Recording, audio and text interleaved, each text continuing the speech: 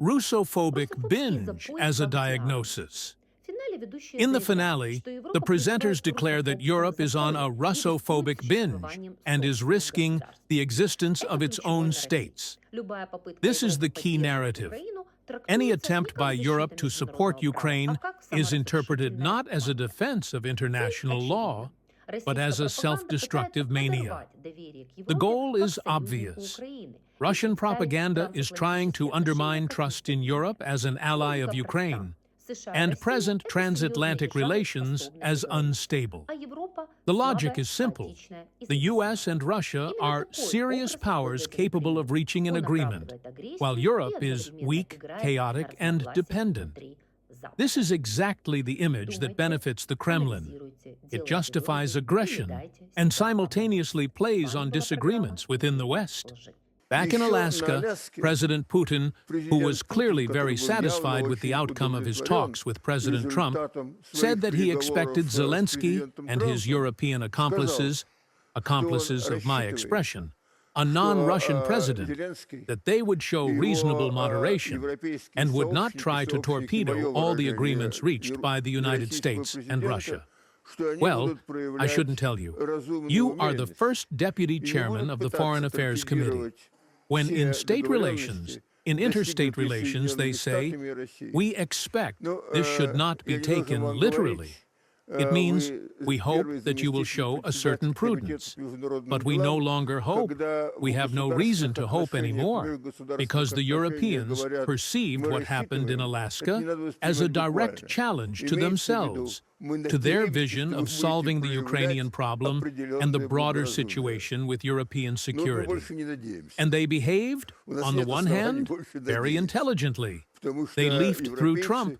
They showed as much as possible how great he is, and that they came simply to support him. Simply to support him. Well, if you look at the details, and details are very important in this business, then, of course, they tried to slip him so-called details that completely turned the agreements reached in Alaska upside down.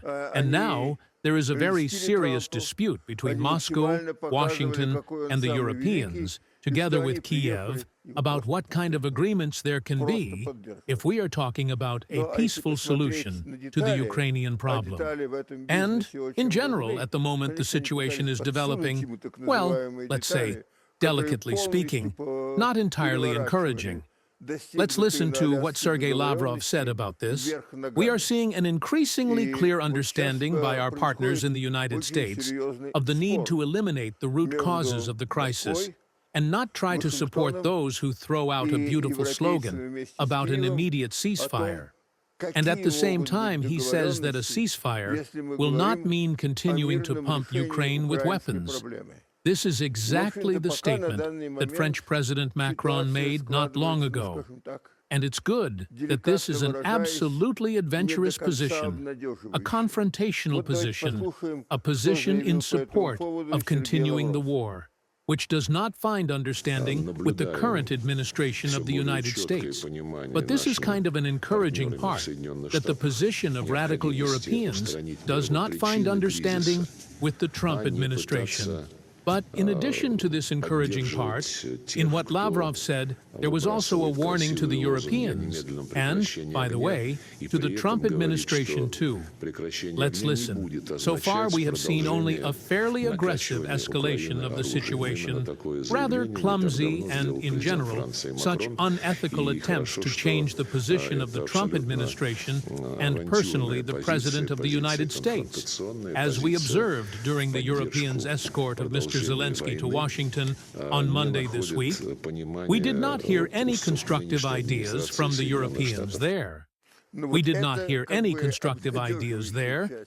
And the main question of the senator, it is, in general, not new for us. You know that the special operation began to a large extent because they did not listen to Russian warnings about NATO expansion.